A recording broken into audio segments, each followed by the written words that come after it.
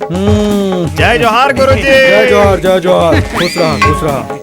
अब तो तैयार हो जा, चलो कुश्ती लड़ना है। कुश्ती? फिर गुरुजी मैं हाँ तो ये गांव के जम्मो पहलवान मन ला पछाड़ डारे हूँ। हाँ? अब काकर से कुश्ती लड़ना है? एकर से लड़ना है।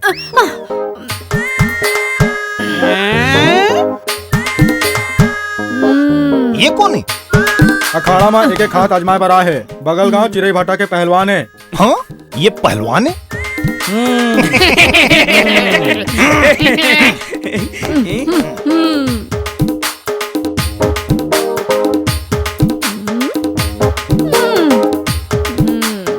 ये पहलवान है?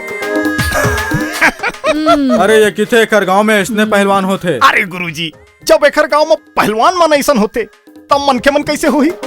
गाय बांधे के खूटा आसान।